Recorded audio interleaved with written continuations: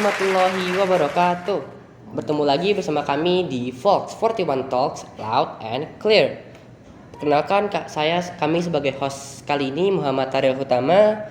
Tamu kita kali ini sangat keren loh, Volkers. Jadi penasaran nih aku, kalian penasaran nggak? Jadi gimana beliau ini menyiapkan anak-anak usia SD biar bisa jadi orang-orang berprestasi mulai dari SMP loh. Masya Allah, mantap banget kan ya? Yaudah, sebelum mulai, yuk kita lihat yang berikut ini.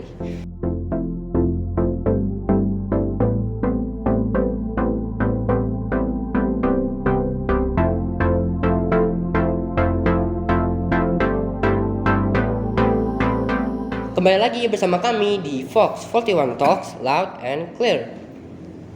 Tanpa berlama-lama, langsung kita ke intinya. Ini dia Pak Endendai Nuri MPD. Assalamualaikum Bapak.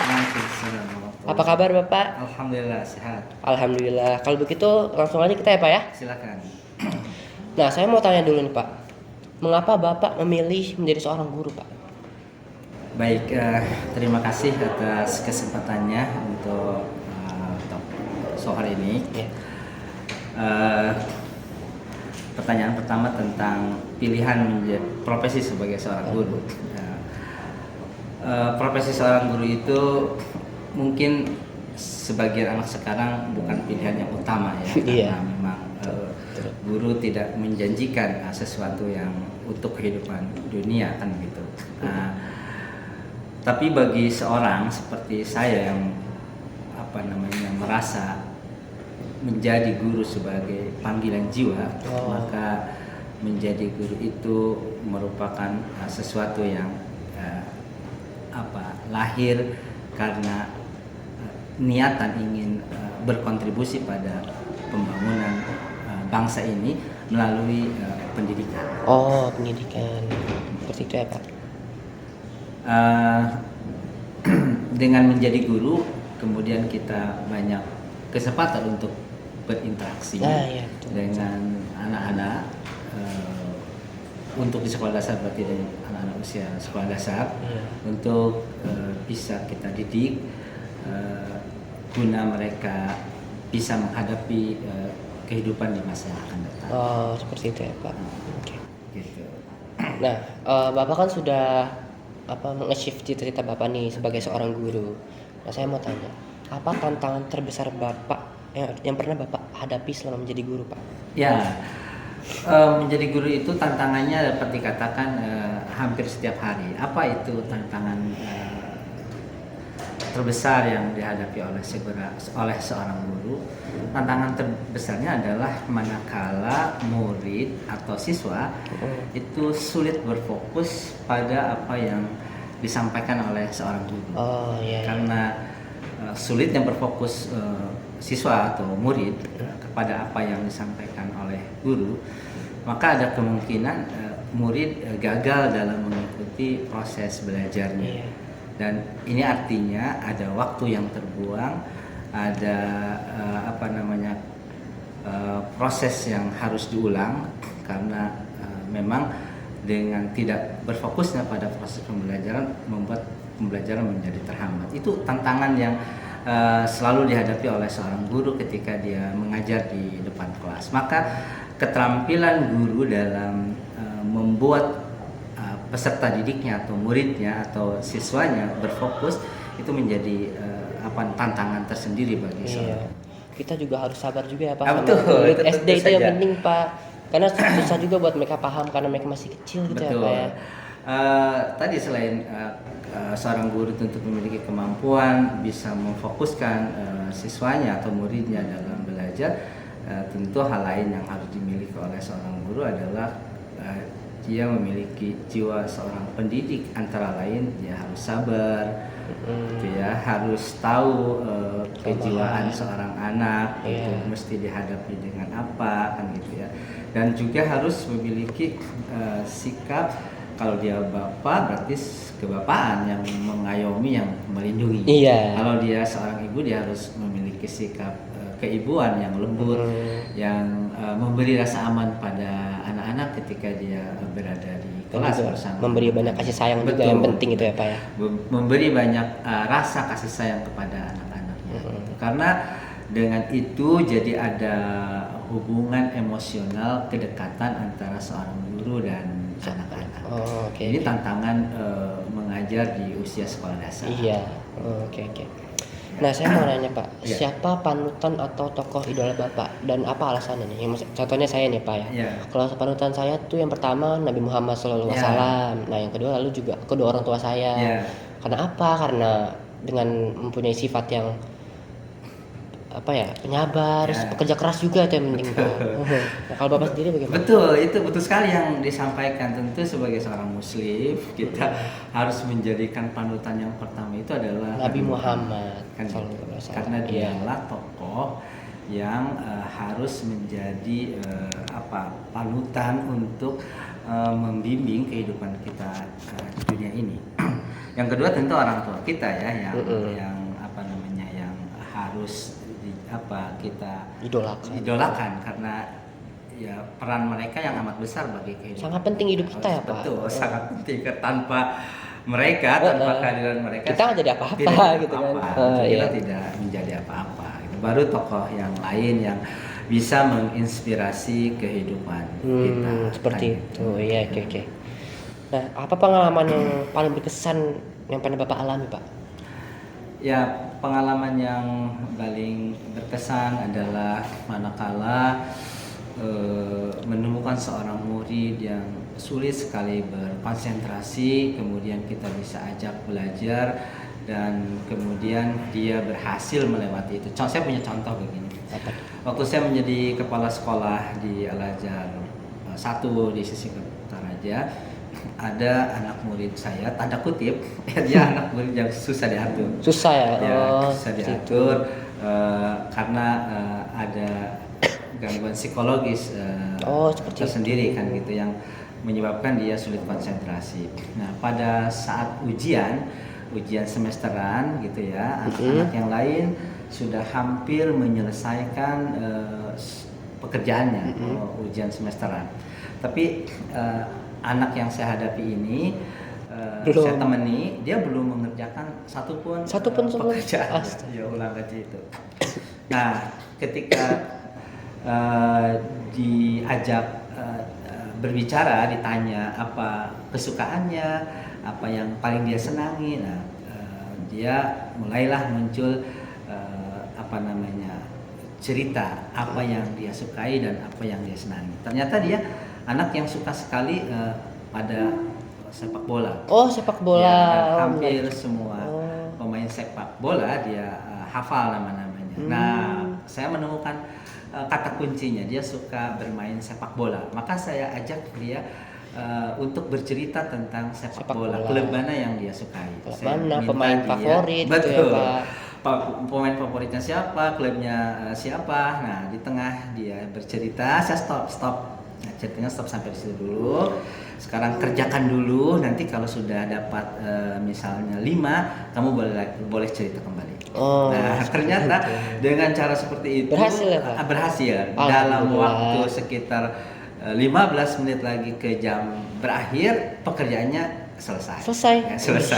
Dan memang anak ini sesungguhnya memiliki potensi intelektual yang sangat luar biasa, cuman dia terhambat oleh gangguan psikologis, sehingga dia tidak bisa konsentrasi. Nah, itu pengalaman yang sangat menarik dan berkesan. Ternyata kalau kita bisa mendekati seorang anak, apa yang menjadi kebutuhannya, itu kemudian ternyata dia bisa kita dorong, motivasi untuk melakukan suatu pekerjaan, bahkan prestasi yang terbaik. Oh, seperti itu. Alhamdulillah. Nah, saya mau nanya Pak, bagaimana cara Bapak untuk meningkatkan motivasi belajar siswa Pak? Nah, di antara kiat-kiat untuk meningkatkan motivasi belajar siswa atau murid adalah dengan memberikan gambaran tentang apa sih kehidupan masa yang akan datang, yang akan dihadapi oleh anak-anak kita itu. Dengan begitu dia diharapkan bisa muncul semangat untuk meraih gitu ya prestasi, untuk bisa menghadapi tantangan-tantangan kehidupan di masa yang akan datang. Atau misalnya dengan stimulus lain berupa misalnya memberikan hadiah. Iya kan, itu apalagi kepada anak SD yang suka banget ya hadiah-hadiah iya, seperti itu. gitu. Saya juga dulu pas SD juga paling seneng ya kasih hadiah lah ya Pak ya. Ya mungkin tidak mahal gitu ya hadiahnya, tapi ketika Yang dia pas dapatkannya dari pasti seorang berkesan gitu guru ya. ya, itu membuat kesan yang mendalam bagi anak sehingga dia termotivasi untuk mendapatkannya kembali, sehingga dengan begitu semangat dia untuk belajar bisa meningkat. Itu antara lain ya, di antara banyak sekian kiat yang bisa kita lakukan untuk memotivasi anak-anak dalam belajar. Oh, seperti itu. Nah, sekarang saya mau tanya mengenai SD Islam Al Azhar 61 nih, Pak. Oke. Nah, saya mau nanya, apa saja keunggulan SD Al Azhar 61 selain sebagai salah satu jadi sekolah favorit di Serpong, Pak? Sebagai sekolah Islam tentu sekolah SD Islam Al Azhar 61 ini yang dikedepankan adalah pada aspek akhlak dan adab. Akhlak dan adabnya. Selain prestasi tentu secara akademik yang terus-menerus harus kita tingkatkan, anak-anak yang berprestasi baik dengan akhlak yang baik tentu akan menjadi sesuatu yang sangat dibanggakan baik oleh gurunya maupun orang tuanya. Dia prestasi secara akademik baik tapi akhlaknya baik juga kemudian kurang baik karena dia kurang bisa memberi contoh bagi teman-teman yang lain. Maka aspek yang pertama yang harus dibenahi adalah akhlak. Akhlak itu harus tercermin pada perilakunya sehari-hari baik di sekolah maupun di rumah. Karena dengan akhlak itu dia kemudian akan lebih mudah di dalam meraih prestasi akademik. Jadi sungguhnya prestasi akademik itu sangat dipengaruhi oleh akhlak. Ya, maka yang harus dibenahi pertama adalah akhlaknya. Nah, baru kemudian kita benahi dia pada aspek-aspek prestasi yang lainnya. Ada banyak kegiatan yang dilakukan di SD Islam Al Azhar 61 ini. Yang bisa dimanfaatkan oleh anak-anak untuk bisa mengembangkan potensinya. Baik itu dalam kegiatan intrakurikuler maupun pada kegiatan ekstrakurikuler. Selain ada intrakurikuler dan ekstrakurikuler, kita juga mengembangkan kegiatan lain yang berhubungan dengan pengembangan anak. Misalnya di SD itu ada dikenal mitigasi sosial. Mitigasi sosial ini materi yang diberikan kepada anak yang berkaitan dengan misalnya di kelas 1 kita ajarkan bagaimana mereka bisa mengenali diri tubuh mereka sendiri sehingga nanti mereka bisa memproteksi diri mereka ketika ada orang yang mau mengganggu. Apa yang dimaksud dengan gangguan dari orang dewasa ini? Kan kita tahu sekarang ya bahwa orang dewasa kadang-kadang ada juga yang berperilaku menyimpang, misalkan dia ingin melecehkan anak. Itu kasusnya lagi banyak Pak, seperti itu Pak. Anak-anak harus dibekali itu, mesti dia baru usia sekolah dasar supaya dia bisa memproteksi dirinya, paling tidak dia mampu melakukan pencegahan awal untuk kalau ada orang yang bermaksud tidak baik ingin menyakiti mereka, melecehkan mereka, seperti itu ya Pak ya. Nah ini juga bagian yang kita ajarkan, berikan atau didikan kepada anak-anak supaya mereka bukan hanya memiliki kemampuan kognitif yang baik, akhlak yang baik, tapi juga mereka bisa menghadapi situasi lingkungannya. Sehingga mereka nanti suatu saat dewasa sudah semakin matang. Seperti itu ya Pak. Oke. Nah, tadi kan kita sudah membahas mengenai keunggulan dari SD 61 ya Pak. Nah, sekarang mengenai program senior kami sekarang ini Pak, yaitu Volks 41 Talks. Nah, saya mau nanya, apa tanggapan Bapak tentang program senior kami nih Pak Volks? Saya kira ini program yang sangat baik ya, yang perlu kalian semua kembangkan. Ini sebagai media untuk kalian bisa menyalurkan bakat gitu ya, sehingga bakat kalian itu bisa terasah melalui media ini. Salah satunya difasilitasi oleh sekolah. Selain itu kalian bisa terus mengasah keterampilan Komunikasinya. menggali dan berkomunikasi kan, menggali dan berkomunikasi. Dan orang yang mampu menggali itu tentu adalah orang yang punya bahan banyak. Iya. Ya, artinya kalian harus terus belajar kan untuk bisa menggali dengan Betul sekali. bervariasi narasumber. Iya, betul. Kalian harus paham narasumbernya berbicara apa, dan tentu kalian untuk menggalinya harus paham materi yang akan ditanyakan. Nah, ini sangat baik untuk bisa mengembangkan baik akademik maupun non akademik kalian pada aktivitas seperti ini. Maka sarannya adalah perlu terus dikembangkan dan dicari variasi tema-tema yang berbeda. Temanya mesti banyak, bukan hanya menyangkut pendidikan, remaja, kesehatan, bisa jadi hal-hal lain yang sedang tren juga bisa betul, dibahas gitu ya Kak ya. Justru yang bisa jadi hal-hal yang sedang tren misalkan sekarang ini. Anak muda seusia kalian tidak ada salahnya juga misalkan sekali bicara politik, misalnya. Bisa aja karena Jadi bicara ekonomi kan gitu. Itu saya kira bagus, dari kecil kalian sudah atau dari sejak remaja kalian sudah mulai menekuni mempelajari hal-hal yang mungkin menurut tanda kutip pikiran orang dewasa itu adalah urusan orang dewasa. Iya, alhamdulillah ya Pak ya. Oke, berbicara soal muda, saya mau tanya mengenai generasi muda nih Pak. Karena saya juga generasi muda, ingin tahu ya Pak ya. Iya, betul.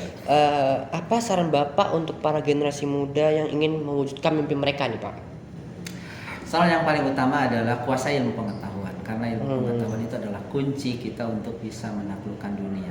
Kita lihat sejarah bangsa-bangsa, mereka bisa menjadi bangsa yang besar karena mereka menguasai ilmu pengetahuan. Peradaban Islam berkembang dan menguasai sekian ratus abad dunia karena Islam menekankan pada kecintaan kepada ilmu pengetahuan. Dan kita ingat bahwa ayat yang pertama yang diturunkan adalah tentang perintah membaca.